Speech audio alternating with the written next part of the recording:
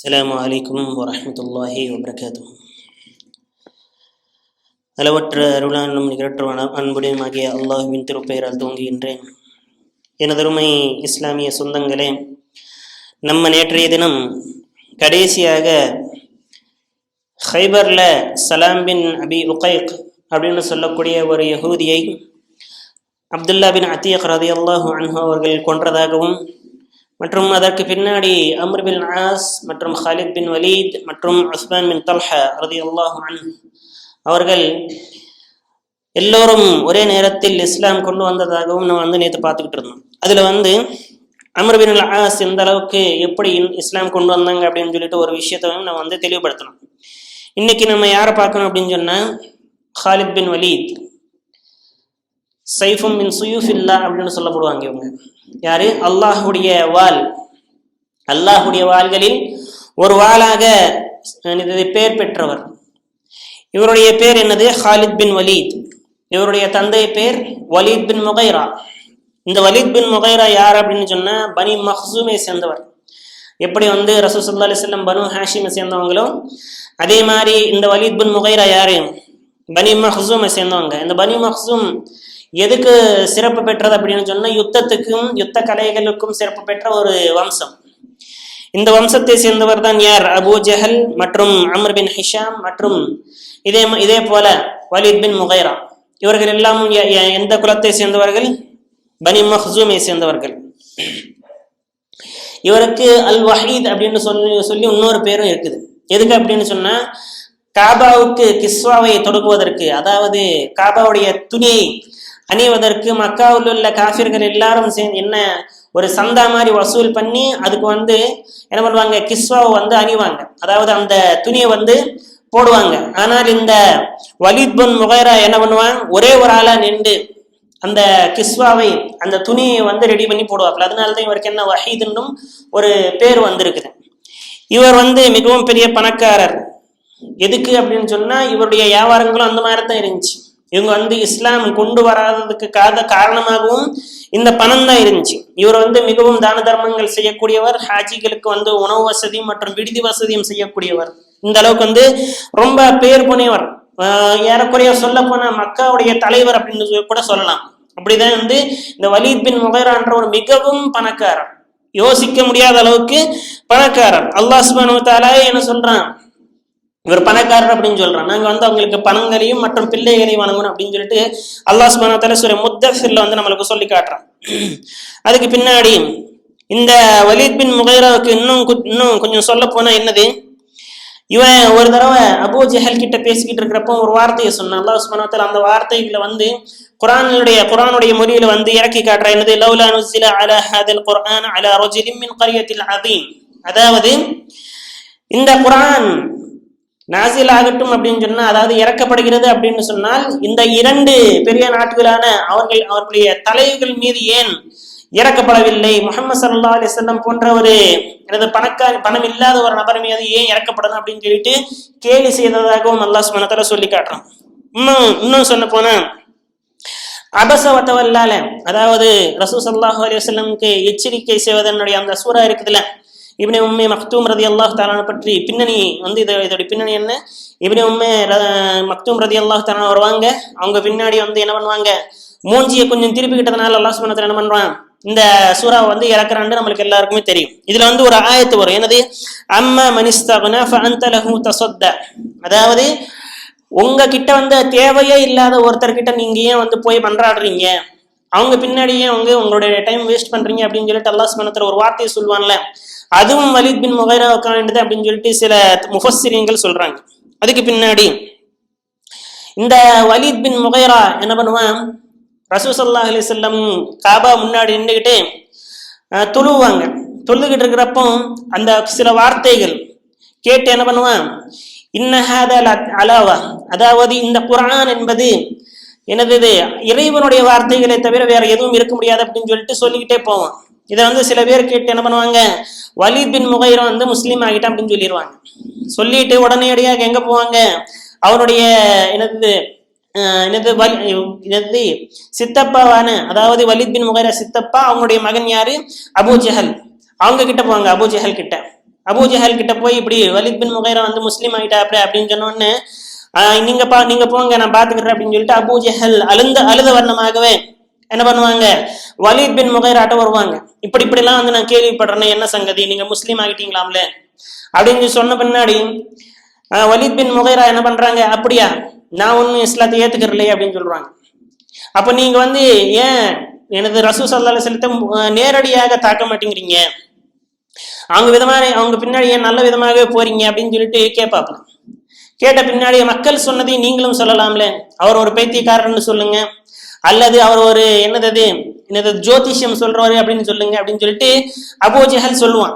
சொன்ன பின்னாடி வலித் பின் முகைரா என்ன பண்ணுவாப்ல, அவர் நம்மளுக்கு தெரியும் அவருடைய பைத்தியத்துக்குன்னான எந்த ஒரு அறிகுறியும் முஹம்மதுகிட்ட இல்லை, அதே மாதிரி ஜோதிஷம் சொல்லக்கூடிய அந்த சாமான்களிலும் அவர்கிட்ட இல்லை, அதனால வந்து அவர் பைத்தியக்காரனும் கிடையாது, ஜோதிஷம் சொல்றது கிடையாது.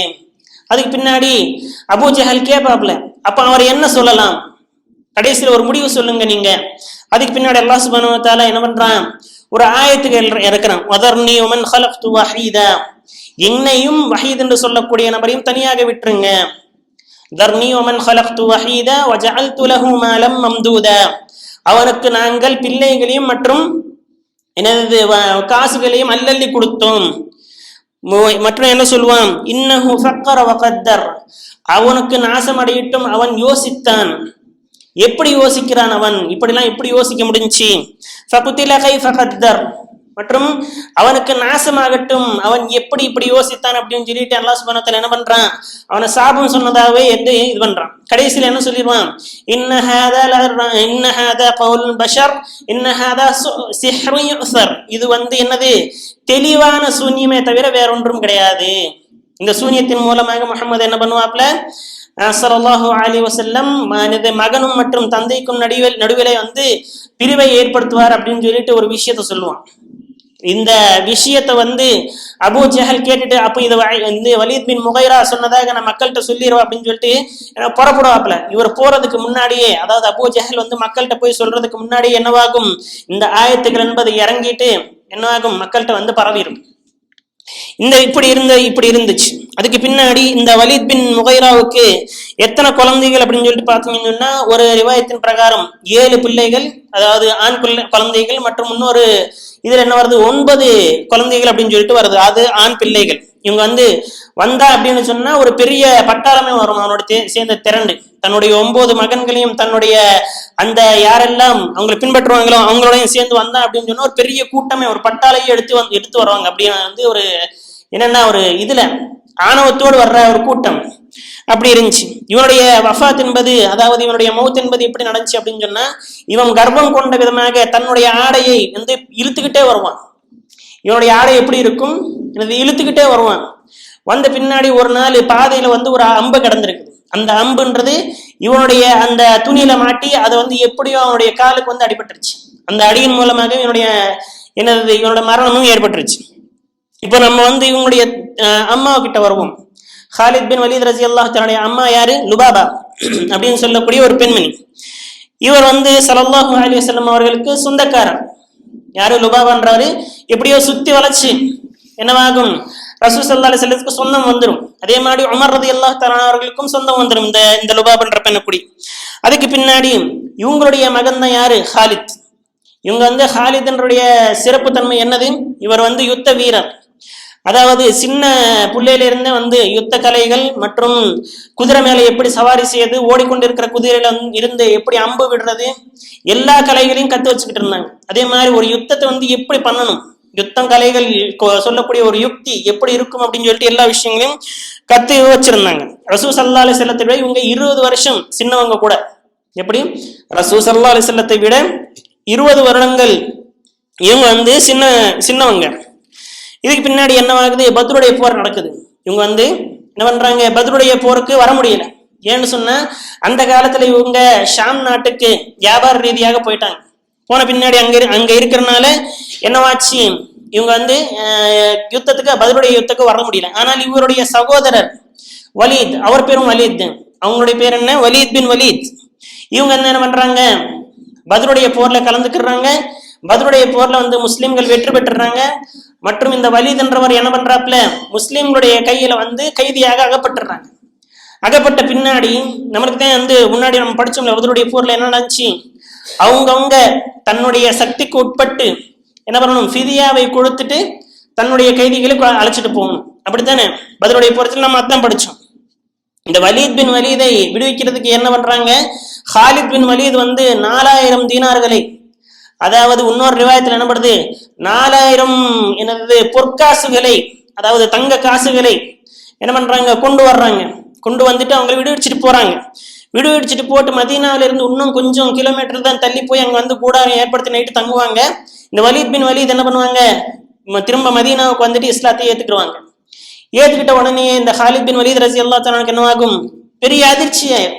நான் இவ்வளவு கஷ்டப்பட்டு 4000 தினார் கொடுத்து என்ன பண்றேன், உங்களை விடுவிக்கிறேன், நீங்க இஸ்லாத்தை தான் ஏத்துக்கணும் அப்படின்னு சொன்னா அங்கேயே இருந்து ஏத்துக்கிற வேண்டியதானே, எதுக்கு என்னுடைய காசையும் எடுத்துட்டு போனீங்க, இஸ்லாத்தையும் தள்ளிட்டீங்க, எதுக்கு இப்படி பண்ணீங்க அப்படின்னு சொல்லிட்டு கேட்டவொன்னே அவங்க என்ன சொல்றாங்க, நான் வந்து ஒரு அரபாக இருக்கேன், என்னுடைய மரியாதை என்பது இருக்குது, நான் வந்து இந்த பயத்தினால் இஸ்லாத்தை எனது தள்ளிவிட்டேன் அப்படின்னு சொல்லிட்டு மதீனாவில் உள்ள அந்த முஸ்லிம்கள் நினைக்க கூடாதுன்ற ஒரு விஷயத்துக்காக என்ன பண்றேன், நான் வந்து விடுதலையான பின்னாடி திரும்ப வந்து என்ன பண்றேன், இஸ்லாத்தை ஏத்துக்கிறேன். அவங்களுடைய வார்த்தைகளை பண்ண பாருங்க, இன்னி ரஅய்து இஹ்லாகல் முஸ்லிமீன வ இஹ்லாக ரசூலுல்லாஹ், நான் ரசூல் ஸல்லல்லாஹு அலைஹி வஸல்லத்துடைய அந்த அஹ்லாக், அதாவது அவர்களுடைய நற்குணங்களையும் மற்றும் என்னது முஸ்லிம்களுடைய நற்குணங்களை பார்த்தும் நான் என்ன பண்றேன், இஸ்லாத்துக்கு வந்துட்டேன் அப்படின்னு சொல்லிட்டு என்ன பண்றாங்க, வலீத் பின் வலீத் என்னது சொல்றாங்க தன்னுடைய இஸ்லாம் கொண்டு வந்த விஷயத்தை.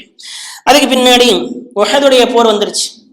இதுக்கு கொஞ்ச நாளைக்கு பின்னாடி என்னவாச்சு, பத்ருடைய போரை பழிவாங்கும் வண்ணமாக உஹதுடைய போர் நடக்குது. அபூ சுஃபியான் என்ன பண்றாப்புல 2 ஜெண்டாக்களை ஏற்படுறாங்க, அதாவது கொடிகளை.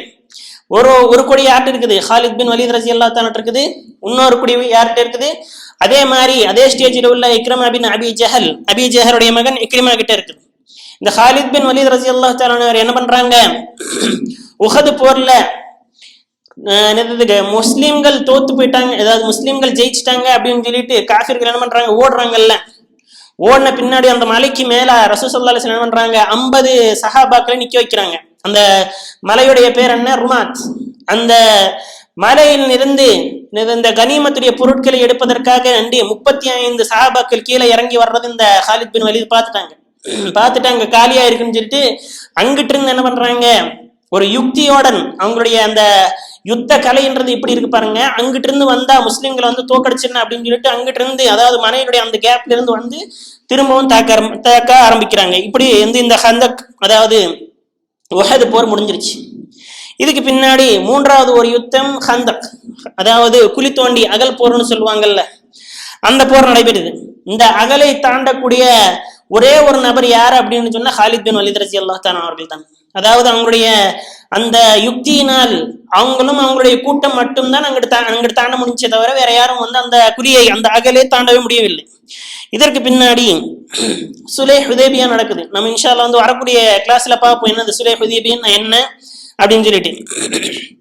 ரசூல் ஸல்லல்லாஹு அலைஹி வஸல்லம் வந்து எப்பவுமே நடக்கக்கூடிய ஒரு வழியில தவறிட்டு என்ன பண்றாங்க, ஒரு ஸ்பெஷலான ஒரு ரோடை வந்து என்னது எடுத்துக்கிறாங்க. எதுக்கு, இந்த ஹாலித் பின் வலீத் வர்றாங்கன்னு தெரியும், நம்மளை வந்து தடுக்கிறதுக்கு Khalid bin Walid Abu Sufyan அனுப்பியிருக்காப்ல, அதனால வந்து நம்ம என்ன பண்ணணும், இப்படி சுத்தி போகணும் அப்படின்னு சொல்லிட்டு வேற ஒரு ஸ்பெஷலான ரோட்டை பிடிச்சி என்ன பண்றாங்க, அந்த ஹுதைபியான்ற இடத்துக்கு போய் சேர்ந்துடுறாங்க. அதுக்கு பின்னாடி வந்து என்னவாகுது இன்ஷா அல்லாஹ் முன்னாடி கிளாஸ்ல பார்ப்போம். இங்க என்ன நடக்குது அப்படின்னு சொன்னா, இந்த சுலைஹ் ஹுதைபியா நான் எதுக்கு எடுத்தேன் அப்படின்னு சொன்னா, இந்த ஹாலித் பின் வலீத் ரலியல்லாஹு தஆலா என்ன பண்றாங்க, ஒரு மலையின் மீது ஏறி முஸ்லிம்களை பாக்குறாங்க.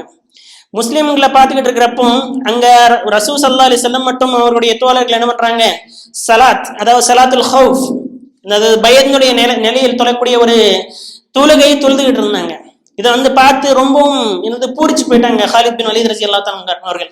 இந்த நேரத்திலையும் முஹம்மதுடைய தோழர்களும் என்ன பண்றாங்க, அல்லாஹ்வை வணங்குறாங்களே, எவ்வளவு நீதியாகவும் எவ்வளவு நியாயமாகவும் இருக்கு அப்படின்னு சொல்லிட்டு ஒரு சின்ன இன்ட்ரெஸ்ட்ன்றது ஏற்படுது. அதுக்கு பின்னாடி ஹஜ்ஜுடைய நேரம் வந்துருச்சு, அதாவது உம்ராவுடைய நேரம் வந்துருச்சு. அடுத்த வருஷம் வந்து என்னது உம்ரா செய்வதற்காக வேண்டி ரசூலுல்லாஹும் எனது வலீத் பின் வலீதும் எல்லாரும் தன்னுடைய சஹாபாக்கள் கூட்டிகிட்டு வர்றாங்க. வலீத் பின் வலீத் வந்து தன்னுடைய தம்பியான ஹாலித் பின் வலீத் ரலியல்லாஹு தஆலா போய் என்ன சொல்றாங்க, நீங்க இன்னும் ஏன் இஸ்லாமை கொண்டு வராம இருக்கீங்க, உங்களுக்கு என்ன தடங்களா இருக்குது, ரசூல் ஸல்லல்லாஹு அலைஹி வஸல்லம் உங்களை கேட்டதாக சொன்னாங்க அப்படின்னு சொல்லிட்டு இது பண்ணாங்க. அதுக்கு பின்னாடி ஒரு இதுல ஹாலித் பின் வலீத் ரலியல்லாஹு தஆலா ரசூலுல்லாஹ் பார்க்கும்போது என்ன சொல்றாங்க, உங்களை மாதிரி ஒரு அறிவாளி இன்னும் இஸ்லாத்தை ஏத்துக்கிறாம இருக்கிறது எனக்கு ரொம்பவும் ஆச்சரியமாக இருக்குது அப்படின்னு சொல்றாங்க. இங்க ஒரு turning point, Khalid bin Walid ரலியல்லாஹு தஆலா என்ன ஆகுது, ஒரு ஸ்ட்ரைக் ஆகுது. இதுக்கு கொஞ்ச நாளைக்கு முன்னாடி தான் நம்ம உஹதுடைய போர்ல மிகப்பெரிய நஷ்டத்தை முஸ்லிம்களுக்கு கொடுத்தோம். ஆனாலும் ரசூலுல்லாஹ் எனக்காக இந்த மாதிரி வார்த்தைகளை சொல்றாங்க அப்படின்னு சொன்னா இவங்களுடைய அஹ்லாக்ன்றது, இவங்களுடைய நற்குணங்கிறது எப்படி இருக்கும் அப்படின்னு சொல்லிட்டு ஒரு யோசிக்க ஆரம்பிக்கிறாங்க. யோசிச்சுட்டு இவருடைய என்னது பெஸ்ட் ஃப்ரெண்டான இக்ரிமா பின் அபி ஜஹல்கிட்ட போறாங்க. போயிட்டு நான் இஸ்லாமை எடுத்துக்கலான் இருக்கேன், இஸ்லாம் ஏத்துக்கலான் இருக்கேன், நீங்க என்ன நினைக்கிறீங்க அப்படின்னு சொன்ன உடனே இந்த இக்ரிமா என்ன பண்றாப்ல, போய் மக்கத்துடைய காஃபிர்கள்ட்ட எல்லாம் சொல்லிடுறாங்க. சொன்ன பின்னாடி எல்லாரும் வாள்கள் எடுத்து இந்த வலீத் பின் அதாவது ஹாலித் பின் வலீத் ரலியல்லாஹு தஆலா கிட்ட வந்துடுறாங்க. வந்த பின்னாடி என்னவாகுது, அங்க அந்த இக்ரிமான்றவர் எல்லாரையும் சமாதானப்படுத்துறாங்க. நீங்க இஸ்லாத்தை ஏத்துக்கிறாங்க அப்படின்னு சொல்றதுக்காண்டி இவரை கொன்றுவீங்களா, எப்படி இருந்தாலும் ஃப்ரெண்டு தானே, அவங்க தடுத்துடுறாங்க. அன்னைக்கு அந்த சண்டைன்றது முடிஞ்சிருது. அன்னைக்கு இரவே என்ன பண்றாங்க, எனது ஹாலித் பின் வலீத் ரலியல்லாஹு தஆலா அவர்கள் மதீனாவுக்கு ஹிஜ்ரத் பண்ணிடுறாங்க. ஹிஜ்ரத் பண்ணிக்கிட்டு இருக்கிறப்போ நடுவுல யார் வர்றான், அம்ர் பின் ஆஸ் ரலியல்லாஹு அன்ஹு, அதுக்கு பின்னாடி உஸ்மான் பின் தல்ஹா. இந்த இடத்துல என்ன பண்றாங்க, 3 பேரும் மீட் ஆகுறாங்க. இதுக்கு பின்னாடி மதீனாவுக்கு போய் இன்ஷா அல்லாஹ் ரசூல் ஸல்லல்லாஹு அலைஹி வஸல்லத்துடைய அந்த கைகள் மீது பைஅத்ன்றது செய்றாங்க. இதுக்கு பின்னாடி நம்ம என்ன பார்க்கணும், நாளைக்கு வரக்கூடிய கிளாஸ்ல உஸ்மான் பின் தல்ஹா ரலியல்லாஹு அன்ஹு அவர்கள் எப்படி இஸ்லாத்தை கொண்டு வந்தாங்க அப்படின்னு சொல்லிட்டு இன்ஷா அல்லாஹ் பார்க்கணும்.